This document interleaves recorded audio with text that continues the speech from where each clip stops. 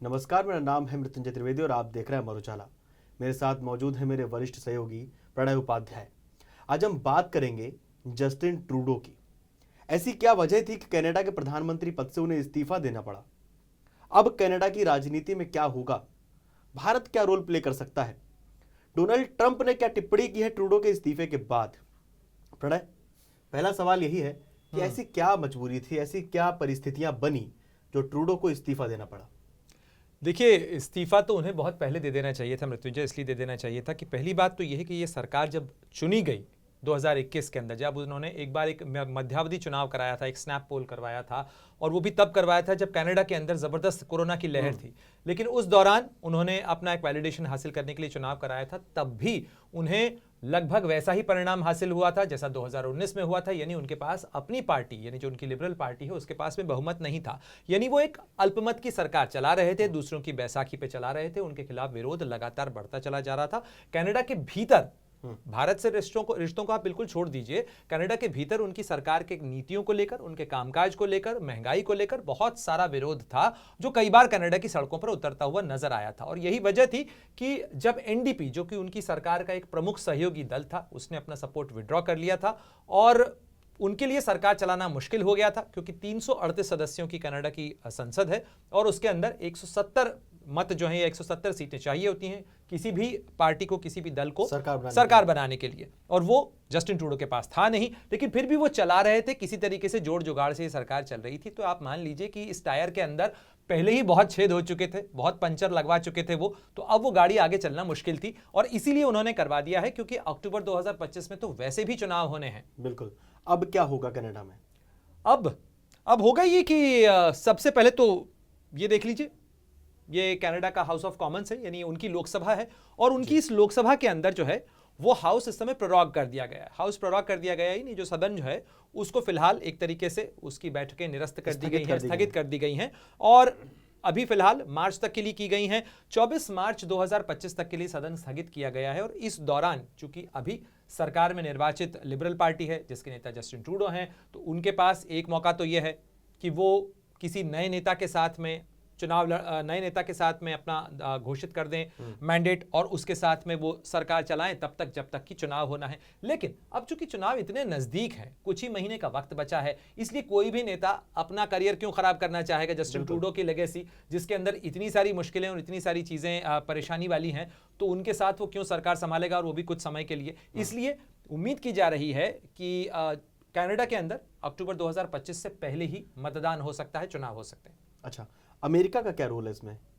देखिए, अमेरिका का रोल फिलहाल तो इसके अंदर डायरेक्ट कोई अमेरिका का रोल नहीं है, लेकिन यह साफ नजर आ गया था कि 20 जनवरी 2025 को अमेरिका के अंदर नए राष्ट्रपति के तौर पर डोनाल्ड ट्रंप शपथ लेने वाले हैं, और उसके बाद जो ट्रंप राज का पार्ट 2 है वो देखने को मिलेगा। लेकिन डोनाल्ड ट्रंप ने पिछले कुछ महीनों में जो बयान दिए हैं, यानी कनाडा को अमेरिका का 51वां राज्य बन जाना चाहिए, जस्टिन ट्रूडो को मैं बिल्कुल सीरियसली नहीं लेता हूं। जस्टिन ट्रूडो जाके मिले भी थे उनसे, मार-आ-लागो में जाके उन्होंने जो डोनाल्ड ट्रंप से मुलाकात की थी, लेकिन कोई बहुत इंप्रेस डोनाल्ड ट्रंप नजर नहीं आए थे। दोनों के बीच में बॉडी लैंग्वेज जब मुलाकात हुई है, और ये कोई पहला मौका नहीं है मृत्युंजय, इसके पहले भी 2016 से लेकर 2020 तक जब डोनाल्ड ट्रंप राष्ट्रपति थे, उस दौरान भी कनाडा के अंदर जस्टिन ट्रूडो थे, और इन दोनों के बीच में रिश्तों की तलखी पुरानी है। उसको आप आइडियोलॉजिकल भी कह सकते हैं, क्योंकि कंजर्वेटिव ब्लॉक से आते हैं, रिपब्लिकन ब्लॉक से डोनाल्ड ट्रंप आते हैं, और जस्टिन ट्रूडो जो हैं वो लिबरल या जो डेमोक्रेटिक लॉबी है उसके साथ उसके करीबी नजर आते हैं। तो यही वजह है कि उनके बीच में एक तलखियों का रिश्ता तो पहले से ही था। लेकिन अभी जाहिर तौर पर डोनाल्ड ट्रंप इस्तीफे के बाद भी कोई टिप्पणी आई है ट्रंप की? देखिए, डोनाल्ड ट्रंप की जो टिप्पणी है, वो तो इस तरीके की चीज़ों को कहने के लिए जाने ही जाते हैं, लेकिन जस्टिन ट्रूडो के जाने के साथ साथ एक चीज़ ज़रूर साफ है कि कहीं ना कहीं डोनाल्ड ट्रंप के आने का असर भी है जस्टिन ट्रूडो के इस इस्तीफे के अंदर, क्योंकि जिस तरीके से एक्स्ट्रा टैक्स का ऐलान किया है डोनाल्ड ट्रंप ने, उन्होंने कहा है कि कनाडा को एक्स्ट्रा टैक्स देना चाहिए, क्योंकि ये जो खुली बॉर्डर है, इस कारण से जो अमेरिका को नुकसान हो रहा है, और अमेरिका का नुकसान हम मैं बर्दाश्त नहीं करूंगा। तो ये जो रवैया है, उसमें कहीं ना कहीं जस्टिन ट्रूडो के जीरो टॉलरेंस, अब आप उसे जीरो टॉलरेंस कह लीजिए, वो उनका कंजर्वेटिव अप्रोच कह लीजिए, आप ये कह लीजिए कि डोनाल्ड ट्रंप उस किस्म के नेता हैं जो हमेशा सबसे पहले नेगोशिएशन यहां से शुरू करते हैं और फिर कुछ कंसेशन देकर यहां आते हैं, फायदे में ही रहते हैं। वो हमेशा फायदा लेना जानते हैं, इंडस्ट्रियलिस्ट हैं, साथ ही रियल एस्टेट के कारोबारी हैं। तो वो इस तरीके से डील बनाते हैं कि इसमें फायदा वो अपने साथ अपनी टेबल पर लेकर जा सकें। लेकिन जस्टिन ट्रूडो के साथ साथ कनाडा के अंदर आखिर हो क्या रहा है ये समझना भी बहुत जरूरी है, क्योंकि कनाडा की सियासत के अंदर जो तस्वीर समझ में आ रही है, करीब करीब 4 करोड़ की आबादी है, लेकिन कनाडा दुनिया में 4 करोड़ की आबादी के साथ साथ इतने बड़े क्षेत्रफल वाला मुल्क है। यानी अगर आप अमेरिका जैसा कह रहा है, अमेरिका, कनाडा, उसके साथ साथ ग्रीनलैंड की जमीन भी डोनाल्ड ट्रंप मिलाने की बात कह रहे हैं कि पनामा नहर जो है उनके पास वापस आ जाना चाहिए, जैसा हम बात कर रहे हैं कि वो डील काफी बड़ी कर लेते हैं। तो जितनी बड़ी वो डील करने की बात कर रहे हैं, अगर वाकई में एक फर्ज करिए काल्पनिक तौर पर भी, अगर आप अमेरिका, कनाडा, ग्रीनलैंड और उसके साथ साथ आइसलैंड और पनामा नहर का इलाका मिला दें, उस पूरे इलाके को, तो अमेरिका शायद दुनिया का सबसे बड़ा देश जो है वो इस धरती पर बन जाएगा। हालांकि ऐसा होने नहीं जा रहा है फिलहाल तो, लेकिन कनाडा के साथ वही है। देखिए टारगेट डोनाल्ड ट्रंप तो आप जानते ही हैं, डोनाल्ड ट्रंप इसी तरीके की बातें करते हैं, वो हमेशा किसी भी चीज पे कि छोटे टारगेट रखते ही नहीं है, वो छोटे टारगेट रखते नहीं है। लेकिन डोनाल्ड ट्रंप ने जो आने के बाद किया है, डोनाल्ड ट्रंप जिस तरीके की बात कर रहे हैं, कनाडा के लिए मुश्किलें बढ़ सकती हैं, क्योंकि कनाडा के पास में क्षेत्रफल ज्यादा है, आबादी कम है, साथ ही कनाडा की जो अर्थव्यवस्था है उसके अंदर पिछले कुछ समय से काफी मुश्किलें का सामना उसे करना पड़ा है। साथ ही कनाडा के साथ में एक सबसे बड़ी जो चीज है वो ये है कि कनाडा की जो सरहद है उसका एक बड़ा हिस्सा अमेरिका के साथ लगता है, और ये जो अमेरिका के साथ लगने वाला हिस्सा है, इस अमेरिका के साथ लगने वाले हिस्से से ही उसका सबसे ज्यादा व्यापार होता है। तो ऐसे में अगर सख्ती बढ़ाता है अमेरिका, यानी जैसे भारत और नेपाल के बीच में मृत्युंजय खुली सीमा है ना, लगभग वैसी ही खुली सीमा कनाडा और अमेरिका के बीच में भी है। तो आवाजाही के लिहाज से, कारोबार के लिहाज से, कई लोग उस तरफ रहते हैं, कामकाज के लिए अमेरिका आते हैं।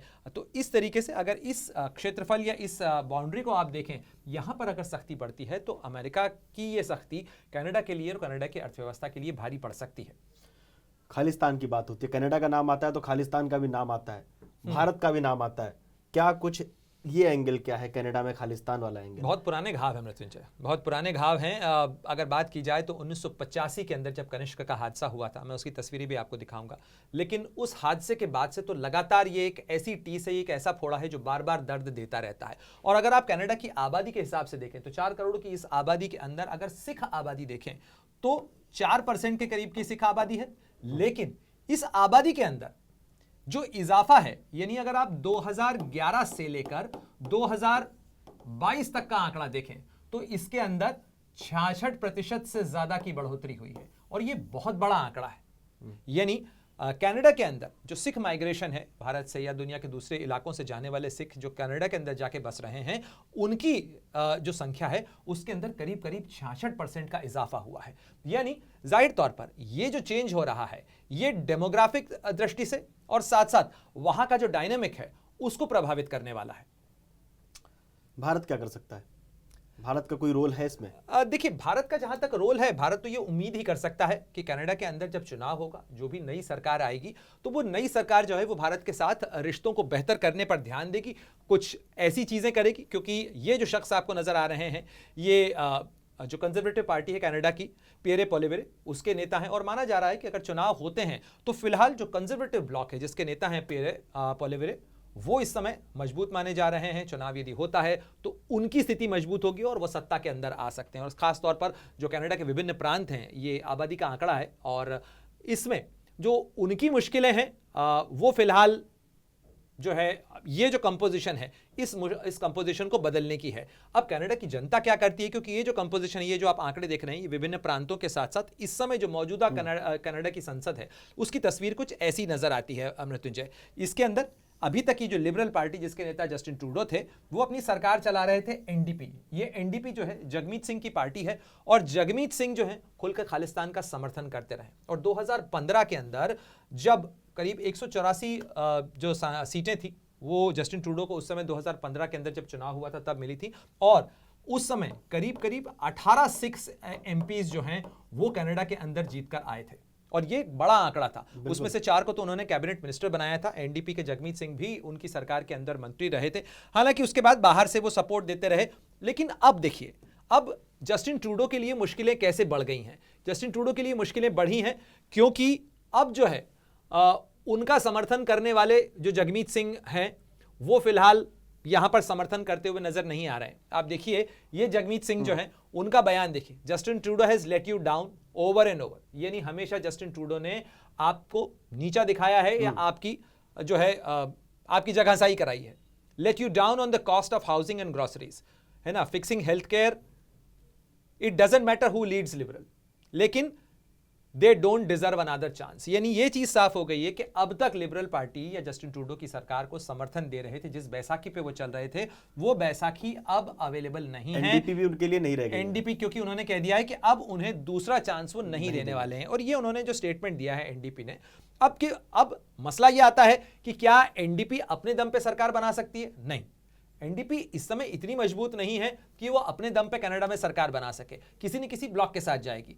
अब ये देखना होगा कि किस ब्लॉक के साथ जाते हैं, क्या नए नेता के आने पर कोई कंपोजिशन चेंज होता है। लेकिन अभी तो जगमीत सिंह ये कह रहे हैं कि लिबरल पार्टी को या लिबरल्स को अगला चांस नहीं मिलना चाहिए। क्या वो कंजर्वेटिव ब्लॉक के साथ जाएंगे? हालांकि इन दोनों की पॉलिटिक्स मेल नहीं खाती है, लेकिन फिर भी कनाडा की सियासत के अंदर जो चीजें बदली हैं वो चीजें इसलिए महत्वपूर्ण हो जाती हैं क्योंकि अभी का ये कंपोजिशन है। देखिए इस कंपोजिशन के अंदर कंजर्वेटिव पार्टी की जो लीड मानी जा रही है, अभी तक के जो आंकड़े हैं या असेसमेंट्स हैं, ओपिनियन पोल, उसके अंदर ये माने जा रहे हैं। और इन्होंने हरदीप सिंह निज्जर का मामला जब उठा था मृत्युंजय, तब उस समय में पियरे पॉलिवेरे ने कहा था कि भारत विरोध में जस्टिन ट्रूडो इस कदर आगे जा रहे हैं कि हरदीप सिंह निज्जर के मामले को लेकर कि भारत के साथ रिश्ते जो हैं वो खराब होते चले जा रहे हैं और ये कनाडा के लिए चिंता की बात है।